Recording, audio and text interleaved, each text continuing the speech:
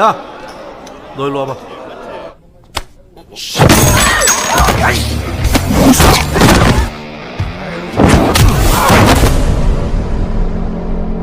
Empat tahun setelah operasi pemberantasan gangster dalam waktu 1 malam di Garibong, berlatar di kota Ho Chi Minh, Vietnam, di sebuah jalanan sepi di tengah-tengah tanah yang lapang, Jong Hun bersama Choi Yong Gi, seorang pengusaha resort yang sukses. Jong Hun mengaku pada Choi Yong Gi dirinya adalah pemilik tanah ratusan hektar di sana, ingin menjualnya pada Choi Yong Gi. Tak lama kemudian, 2 orang dari mobil van yang baru saja tiba di sana ikut bergabung dengan Choi Yong Gi dan Jong Hun. 2 orang tersebut adalah Ki Baek dan Jong Du, teman dari Jong Hun. Terlihat mereka berempat sudah sangat akrab, menandakan mereka sudah saling bertemu untuk beberapa kali. Lalu Jong Hun menyuruh Choi Yong Gi masuk ke dalam mobil van untuk dikenalkan dengan seseorang pengusaha sewa mobil bernama Kang Hae Sang dan satu temannya bernama Guang Jai. Mereka mempersilahkan Choi Yong Gi masuk ke dalam untuk mengobrol. Namun setelah Choi Yong Gi masuk ke dalam mobil, tiba-tiba dia dipukuli oleh keduanya. Bahkan dengan sadis tanpa alasan, Kang Hae Sang mengiris telinga Choi Yong Gi, mengungkapkan bahwa Choi Yong Gi sekarang telah diculik oleh mereka.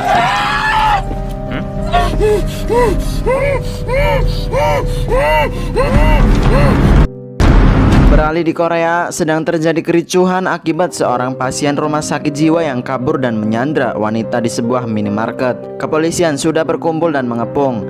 Namun karena si ODGJ memegang senjata tajam, polisi tidak bisa gegabah langsung mendekat demi keselamatan Sandra. Hingga seorang polisi yang dijuluki tangan besi bernama Seokdo datang. Meskipun dia sedikit agak ceroboh, namun berkatnya si ODGJ pun berhasil dilumpuhkan dan Sandra berhasil diselamatkan tanpa mengalami luka fisik sedikit pun.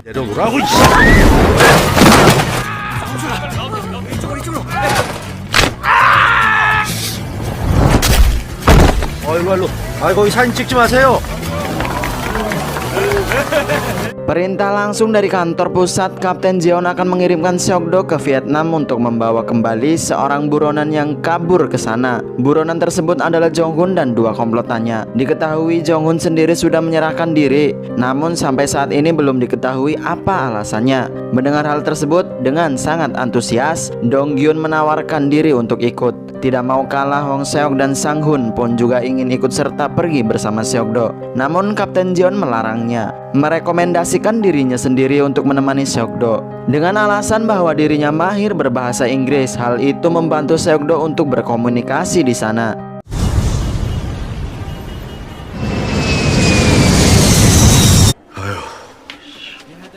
Tapi sesampainya Seokdo dan Kapten Jeon di bandara, mereka berdua dicurigai dan ditahan oleh petugas keamanan bandara karena kesalahpahaman akibat bahasa Inggris Kapten Jeon yang sangat buruk. Park Chang-soo, kita sebut saja Park, seorang diplomat di konsulat negara, datang menjemput mereka berdua. Sedikit penjelasan untuk kalian yang belum tahu, konsulat adalah perwakilan negara yang tugasnya melayani dan melindungi warga negara yang berada di luar negeri. Setelah mendapatkan motel, di malam harinya mereka makan minum di kedai Bu Hotimah. Tanpa kesengajaan seperti penonton bertemu dengan mantan, Seokdo bertemu kembali dengan Somei, kawan lamanya. Tujuan Somei melancong jauh ke Vietnam untuk menata masa depannya. Somei meminta Seokdo dan Kapten Jeon untuk berhati-hati di sini karena berbeda dengan di Korea, Seokdo dan Kapten Jeon tidak memiliki kuasa sebagai seorang polisi. Para gangster di sini juga memegang senjata api dan parang yang panjang. Hal itu dibenarkan juga oleh Park. 형님들 조심해야 됩니다. 우리 아무 상관없지. 우리 그냥 휴가 온 건데 뭐. 한번 씨랑 별다를 게 없네. Keesokan harinya di kantor konsulat, Seokdo melihat daftar pencarian orang hilang yang semua-muanya adalah warga negara Korea. Park menjelaskan dari 30.000 para turis yang berkunjung ke Vietnam per bulannya, ada saja beberapa yang menghilang. Hingga hal itu menjadi sebuah hal yang sudah biasa di negara ini. Akibat kasus Jong Hun yang terbilang unik karena baru kali ini ada seseorang penjahat yang menyerahkan diri ke kantor konsulat. Kapten Jeon diharuskan menandatangani banyak berkas untuk diserahkan ke kantor migrasi sebagai syarat membawa Jong Hun kembali ke Korea. Hal yang sangat merepotkan bagi Seokdo dan Kapten Jeon. Ditambah lagi ketika mereka menginterogasi Jong Hun, menanyakan alasannya mengapa Jong Hun menyerahkan diri. Jong Hun selalu mengatakan alasannya karena dirinya merasa bersalah. Seokdo yang kesal dan muak dengan segala kerumitan yang terjadi pun akan membuat Jong Hun mengatakan alasannya dengan sejujur-jujurnya.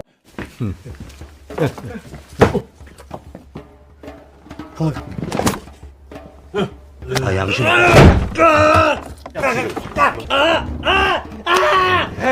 부반장 좀 살살해. Dari Jong-hun, Seok-do dan Kapten Jeon mendapatkan alamat motel Jong-do, salah satu teman komplotan kejahatannya. Sesampainya di sana, Seok-do dan Kapten Jeon mendapati Jong-do sudah tewas di dalam motelnya. Terlihat dari luka yang kemungkinan menyebabkan kematiannya, Jong-do telah dibunuh. Balik ke kantor konsulat untuk kembali menginterogasi Jong-hun. 한 대 쳐 맞아. 아니 형사님 저 자세히 들어줄게. Akhirnya Jong-hun menceritakan semuanya kepada Seok-do tentang dirinya yang sudah menculik Choi Yong-gi, seorang pengusaha resort kaya raya. Dirinya tidak sendirian melakukan aksinya bersama Jong-do, Ki Baek serta dua orang yang menjadi dalangnya, yaitu Kang Hae-sang dan Gwang Jae. Saat di tengah perjalanan setelah mereka berhasil menculik Choi Yong-gi, terjadi perdebatan antara dirinya dan Kang Hae-sang karena pembagian uang yang tidak merata. Dan saat itu Choi Yong-gi melarikan diri. Namun tak lama mereka berhasil menangkap Choi Yong-gi kembali. Karena ketakutan akan dihabisi, Choi Yong-gi memohon untuk diampuni. Sebagai jaminannya, Choi Yong-gi memberitahukan kode berangkas yang berisi uang senilai 2,2 miliar serta emas batangan yang ada di hotelnya. Namun tiba-tiba Kang Hae-sang yang menyusul ke sana langsung menghabisi Choi Yong-gi di depan mereka.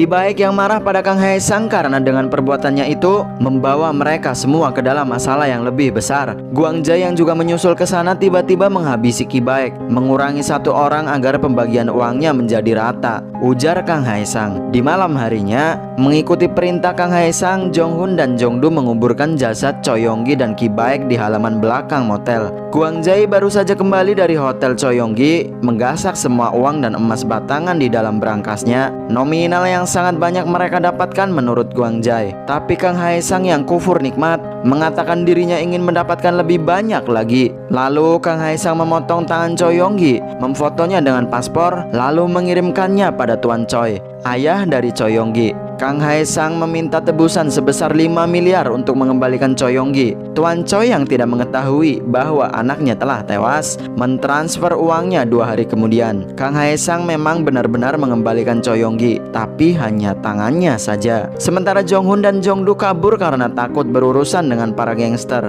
Tapi selama beberapa hari Jong-hun merasa ada orang yang mengikutinya. Dia takut Kang Hae-sang mengirimkan orang-orangnya untuk menghabisinya. Itulah yang mendasari alasan mengapa dirinya menyerahkan diri. Mengetahui sekarang Jong-do telah tewas oleh Kang Hae-sang, Jong-hun semakin ketakutan, memohon pada Seok-do untuk segera dipulangkan ke Korea. Keesokan harinya, Seok-do menelpon Hong Seok, menyuruhnya untuk mencari detail tentang Kang Hae-sang dan mengecek laporan pencarian orang hilang bernama Choi Yong-gi. Mendapatkan alamat motel tempat menguburkan para korban dari Jong-hun semalam, Seok-do, Kapten Jeon dan Park pergi ke sana. Meskipun tidak mendapatkan izin melakukan penyelidikan oleh polisi setempat, sebagai polisi Korea yang baik, Seok-do hanya ingin melindungi dan bertanggung jawab atas apa yang sudah menimpa warga Korea di sana pun tetap memaksa melakukan penyelidikan demi memberikan keadilan bagi korban dan keluarganya.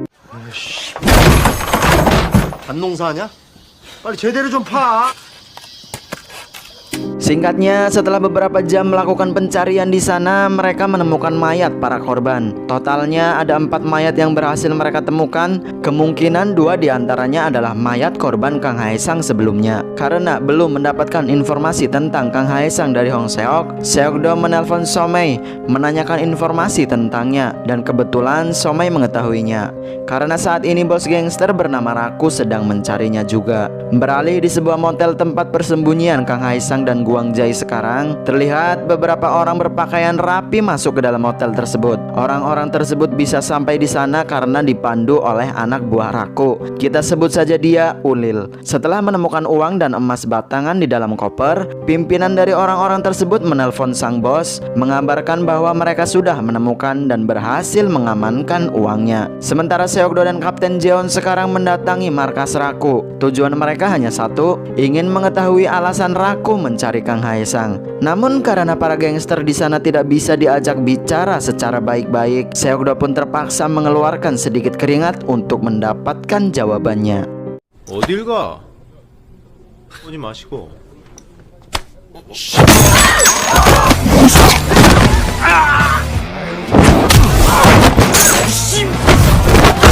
까불고 있어. Selesai urusan dengan Raku, dia mengaku ada seorang yang membayarnya untuk mencari Kang Haesang. Dari anak buah Raku, Seokdo mendapatkan alamat motel Kang Haesang. Hong Seok juga memberitahukan pada Seokdo bahwa Tuan Choi adalah seorang konglomerat rentenir kaya raya yang memiliki perusahaan simpan pinjam terbesar di Korea. Namun anehnya dia tidak melaporkan tentang anaknya pada polisi. Yang kesimpulannya adalah Tuan Choi sedang melakukan balas dendam pada Kang Haesang. Dari informasi yang sudah Seokdo dapatkan semakin menguatkan semuanya. Dan benar saja, saat Kang Haesang telah kembali ke motelnya, dia langsung diserang oleh orang-orang bayaran yang dikirim Tuan Choi.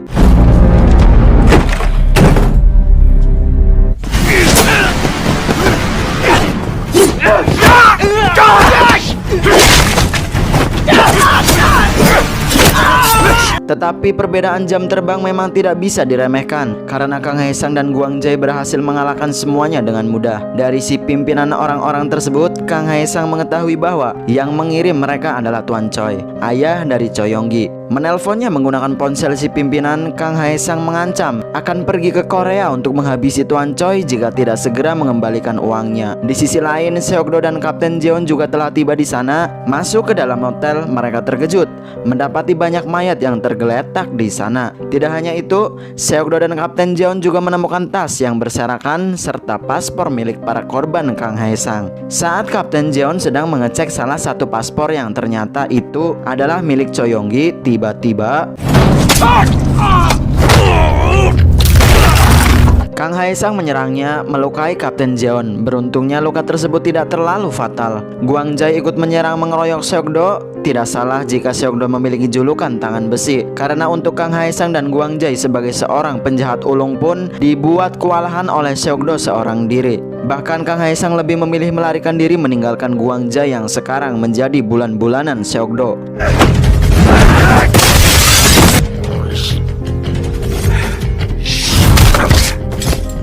Singkat cerita, untuk penanganan luka, Kapten Jeon dirawat di rumah sakit militer Vietnam. Mendapatkan laporan dari pemilik motel, polisi setempat menyalahkan Seokdo dan Kapten Jeon atas kekacauan yang telah terjadi. Park menyampaikan bahwa Seokdo dan Kapten Jeon akan segera dideportasi akibat hal itu. Tidak mau kehilangan buruannya, Seokdo menemui Guang Jai yang juga sedang mendapatkan perawatan di rumah sakit yang sama. Seokdo mengiming-imingi Guang Jai dengan akan memberikan hukuman ringan untuknya, asal Guang Jai mau memberitahukan di mana Kang Haesang sekarang. Mengetahui bahwa Kang Haesang pergi ke Korea untuk menemui Tuan Choi, yang dimana hal itu membuat mereka semakin mudah untuk menangkapnya. Singkatnya, Seokdo dan Kapten Jeon kembali ke Korea.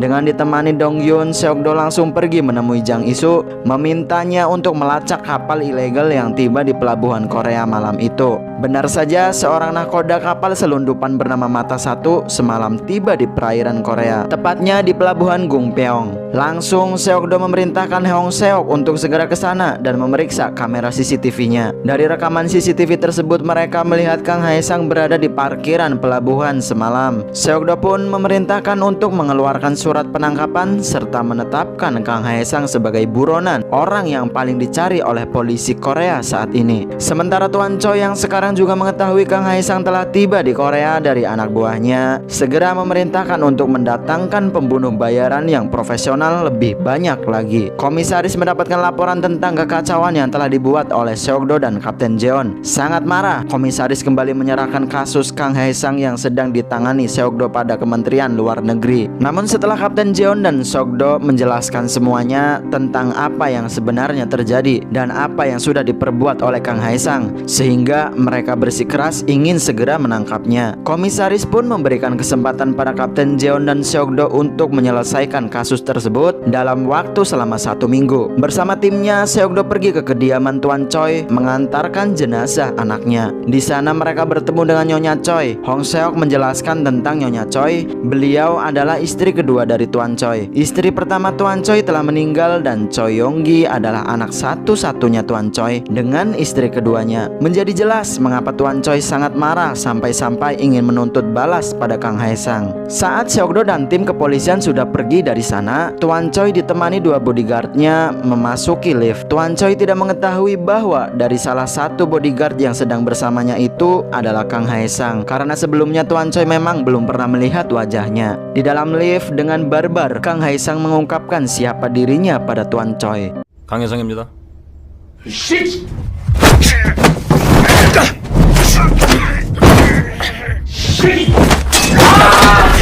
Kang Haesang berhasil menghabisi bodyguard dan membawa Tuan Choi. Di parkiran bawah, Kang Haesang bertemu dengan Jang Ki-chul bersaudara, dua orang penbun-bun dari Filipina yang sudah dibayar Kang Haesang untuk membantunya. Singkat cerita, keesokan harinya Nyonya Choi datang ke kantor polisi untuk menyerahkan video rekaman yang dibuat Kang Haesang. Dalam rekaman tersebut, Kang Haesang memotong jari Tuan Choi. Dari tempat di dalam video tersebut, Seokdo yakin itu adalah pabrik kosong. Nyonya Choi memohon pada Seokdo dan yang lain untuk menyelamatkan suaminya bagaimanapun caranya. Seokdo membuat rencana untuk menyelamatkan Tuan Choi, sekaligus untuk menangkap Kang Haesang dan Jang Ki-chul bersaudara. Caranya adalah Nyonya Choi harus melakukan pengiriman uangnya secara langsung. Tiba-tiba Kang Haesang menelpon Nyonya Choi, menyebutkan nominal uang yang diinginkan untuk mengembalikan Tuan Choi padanya. Menyampaikan syarat mereka melakukan pertukaran, Kang Haesang tidak mempermasalahkannya. Atas arahan dari Seokdo, Nyonya Choi beralasan karena dirinya tidak bisa menyetir, meminta ditemani satu orang supir untuk mengantarnya. Kang Haesang tidak merasa keberatan dengan itu. Tetapi jika Nyonya Choi membawa polisi, Kang Haesang akan langsung menghabisi suaminya. Agar tidak dicurigai oleh Kang Haesang, Seokdo menyuruh Jang Isu untuk menjadi supir Nyonya Choi. Dengan arahan Kang Haesang melalui telepon, Jang Ki-chul bersaudara terus mengikuti mobil yang ditumpangi Nyonya Choi dari belakang. Hong Seok dan Kapten Jeon juga mengawal Nyonya Choi dengan mobil ekspedisi. Sementara Seokdo menunggu di titik lokasi pertemuan, Dong Gyun ditugaskan oleh Seokdo untuk pergi ke area pabrik kosong menyelamatkan Tuan Choi. Hong Seok yang sudah dalam posisi memberitahukan bahwa Jang Ki-chul bersaudara sudah terpantau di dalam mobil putih. Namun Kang Haesang tidak bersama dengan mereka. Saat Nyonya Choi sudah hampir sampai ke titik lokasi pertemuan, tiba-tiba Kang Haesang menelpon, menyuruhnya untuk putar balik, memancing Seokdo dan tim kepolisian keluar. Jang Ki-chul bersaudara dijadikan tumbal oleh Kang Haesang, namun Seokdo mengetahui rencana Kang Haesang itu. Yang benar saja, setelah lelah berputar-putar sampai 4 kali, Hong Seok dan Kapten Jeon tidak mau menunda lagi untuk menangkap Jang Ki-chul bersaudara. Tapi Seokdo terus meyakinkan mereka untuk tetap bersabar, memprioritaskan keselamatan Tuan Choi terlebih dulu. Singkat cerita, Dong Gyun berhasil menemukan Tuan Choi, tapi Kang Haesang yang ternyata berada di sana menikamnya dari belakang. Beruntung nyawa Dong Gyun terselamatkan oleh polisi bersenjata yang menyusulnya. Kang Haesang melarikan diri dan mengabarkan pada Jang Ki-chul bersaudara bahwa ada polisi mengawasi mereka. Tapi Jang Ki-chul bersaudara tidak mempercayai perkataan Kang Haesang. Mereka tetap akan mengambil uangnya secara paksa. Kapten Jeon yang pergi menyusul Dong Gyun memberitahukan situasinya sekarang pada Seokdo. Tuan Choi telah berhasil diamankan, tapi Dong Gyun terluka oleh Kang Haesang yang sekarang sudah melarikan diri. Mengetahui prioritas utama dari rencana mereka telah berhasil, Seokdo pun langsung bergerak untuk melakukan penangkapan pada Jang Ki-chul bersaudara. Jang Ki-chul bersaudara yang kini menghadang mobil Nyonya Choi akan mengambil uangnya, berhasil digagalkan oleh Jang Isu yang dengan cepat memutarbalikkan mobil, menancap gas masuk ke dalam parkiran tos serba. Di sana Jang Isu menyuruh Nyonya Choi pergi menyelamatkan diri ke dalam tos serba. Sementara Jang Isu sendiri pergi menggunakan mobil membawa uangnya. Si adik mengejar Nyonya Choi ke dalam tos serba, sementara si kakak mengejar mobil Jang Isu. Bertepatan dengan Sang Hun dan Hong Seok yang tiba di sana, Jang Isu berhasil meloloskan diri. Di sudut lain, Seokdo juga telah tiba dan masuk ke dalam tos serba. Singkatnya, setelah melakukan pertarungan sengit, Sang Hun dan Hong Seok berhasil meringkus si kakak.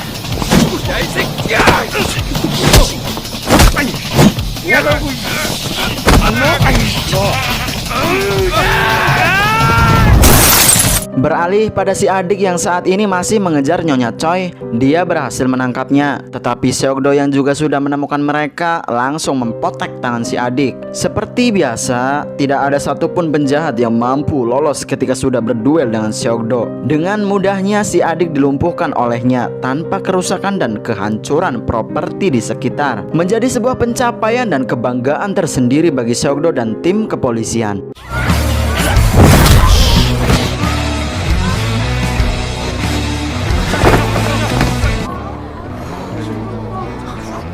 아, 이거 가져가.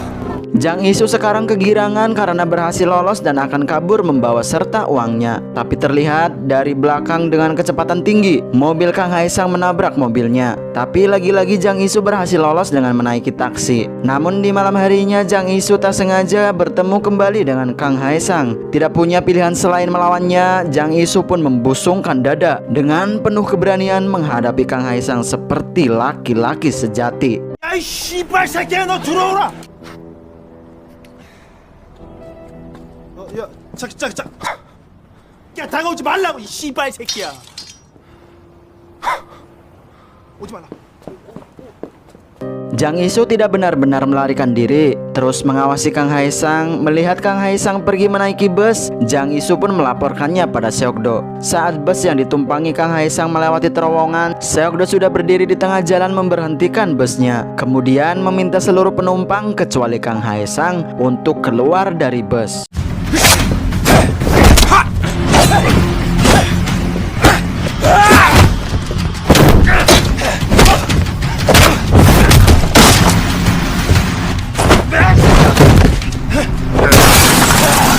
Kang Haesang dijadikan samsak tinju oleh Seokdo seperti seorang pria besar yang sedang bermain squishy dengan brutal, membuat bus mengalami kerusakan yang cukup parah. Fatality. Tim kepolisian juga telah tiba di sana. Kapten Jeon mengapresiasi Seokdo karena telah berhasil menangkap Kang Haesang. Tapi setelah melihat kerusakan yang diperbuat pemerintah Konoha pada hutan, oleh Seokdo pada bus, Kapten Jeon menarik kata-katanya kembali. Setelah penangkapan Kang Haesang, terungkap motif Kang Haesang melakukan kejahatannya adalah untuk mendapatkan uang tebusan. Ditotalkan ada 13 korban lagi yang ditemukan di beberapa negara seperti Kamboja, Filipina, dan Tiongkok. Untuk mempertanggungjawabkan perbuatannya, Kang Haesang akan mendapatkan hukuman matoy. Tuan Choi yang juga terbukti membayar orang untuk menghabisi Kang Haesang demi membalas dendam kematian putranya tetap akan diadili. Polisi Korea berencana akan mengirimkan petugas ke beberapa negara yang memiliki tingkat kejahatan tinggi terhadap warga negara Korea dan film pun selesai. 되는 말이야. 한 길이가 여기 있겠다는데 이게. Kira-kira seperti itulah alur cerita film The Roundup yang dirilis pada tahun 2022.